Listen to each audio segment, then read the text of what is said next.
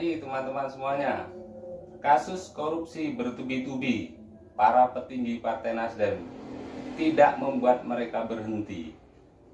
Kini Syahrul Yassin Limpo yang menjabat sebagai Menteri Pertanian juga korupsi. Dia juga diisukan hilang di Eropa ketika kunjungan kerja ke Spanyol dan Roma. Saat setelah rumahnya digeledah oleh KPK,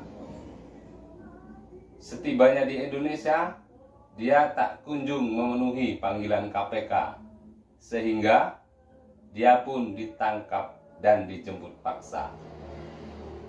Begini proses penangkapannya. Kamis malam, KPK menjemput paksa mantan Menteri Pertanian Syahrul Yassin Limpo. Yassin Limpo tiba di gedung KPK sekitar pukul 7:30 malam. Sebelumnya KPK menjadwalkan pemeriksaan Syahrul Rabu kemarin. Tapi politisi Nasdem ini tak datang karena pulang ke Makassar menjenguk ibunya yang sedang sakit. Syahrul pun minta penjadwalan ulang. Tapi belum dapat jadwal baru, KPK sudah mengumumkan status Yassin Limpo sebagai tersangka.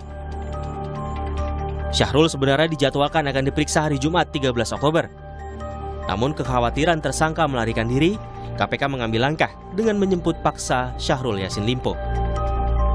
Bahwa tentu ketika melakukan penangkapan terhadap tersangka ada alasan sesuai dengan hukum acara pidana, misalnya kekhawatiran melarikan diri, kemudian adanya kekhawatiran menghilangkan bukti-bukti, begitu ya. Yaitu yang kemudian menjadi dasar tim penyidik KPK kemudian melakukan penangkapan dan membawanya di gedung Merah Putih KPK. Meskipun di surat panggilannya di foto yang beredar itu dipanggil untuk tanggal 13 itu Mas? Besok. Iya, betul.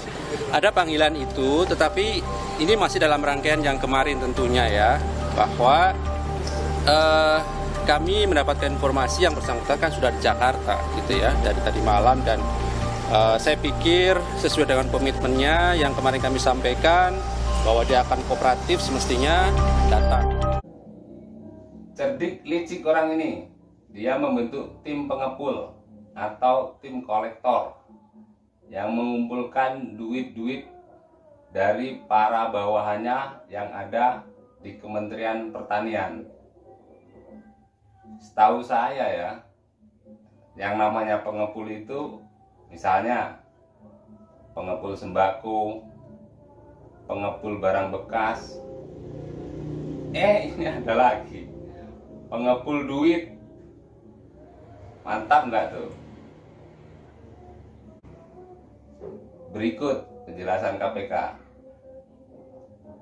KPK mengungkap peran dua anak buah Syahrul, Kasti Subagiono dan Muhammad Hatta sebagai pengepul atau penarik setoran dari pejabat atau pegawai Kementan untuk diserahkan ke Syahrul Yassin Limpo. Atas arahan SYL, KS, dan MH memerintahkan bawahannya untuk mengumpulkan sejumlah uang di lingkup eselon 1, para direktur jenderal, kepala badan hingga sekretaris masing-masing eselon 1 dengan besaran nilai yang telah ditentukan SYL dengan kisaran besaran mulai USD 4.000 sampai dengan USD 10.000. Penerimaan uang melalui KS dan MH sebagai representasi sekaligus orang kepercayaan dari SYL dilakukan secara rutin tiap bulan dengan menggunakan pecahan mata uang asing. Uang yang dikumpulkan Syahrul Yassin Limpo digunakan untuk kebutuhan pribadi Syahrul dan keluarganya, antara lain untuk membayar kartu kredit dan cicilan mobil. Jumlah uang yang dinikmati Syahrul Limpo dan koleganya mencapai 13,9 miliar rupiah.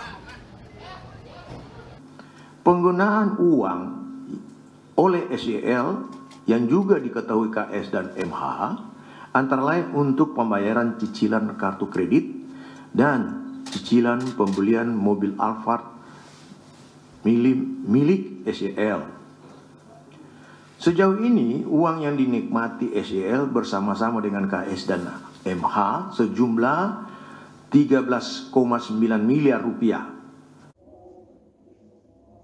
Terus duitnya buat apa? Yang pasti ya buat kepentingan pribadi, keluarga dan kolega. Misalnya untuk pembayaran kartu kredit, cicilan mobil, buat rumah, perawatan kecantikan.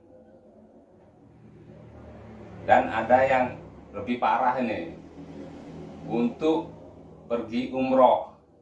Gila nggak?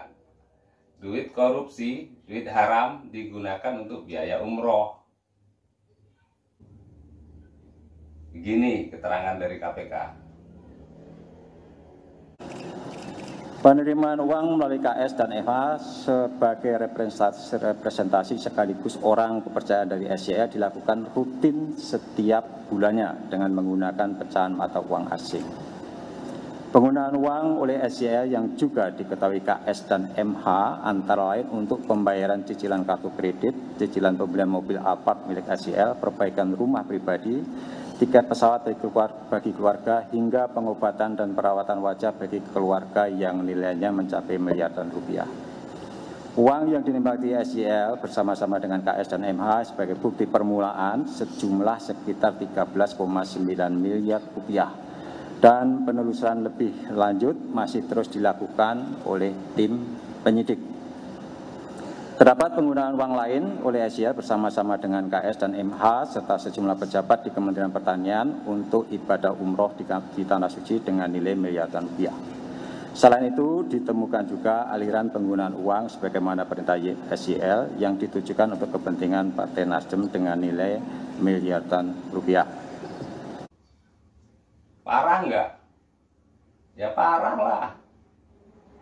Nah, ini ada satu lagi tentang korupsi yang dilakukan oleh Sekjen Nasdem Johnny G. Plate waktu lalu. Diisukan, diduga nih ya, duit hasil korupsi itu digunakan untuk membangun Nasdem Tower. Nah, proyek Tower BTS-nya nggak jadi, yang jadi malah Nasdem Tower. Kami tahu bagaimana Partai Demokrat ini berjuang menjaga betul arah jalan koalisi ini supaya nggak diganggu oleh pihak-pihak lain. Contoh misalkan Nasdem pada waktu di korupsi BTS yang katanya uang BTS itu sampai ke gedung Nasdem yang besar itu. Kami karena merasa itu kawan kami, entah benar entah enggak, kami bela. Sekali lagi, ini diduga ya teman-teman, hanya diduga. Nah, bagaimana menurut teman-teman semuanya? Terima kasih sudah menonton. Salam NKRI. Hurrah!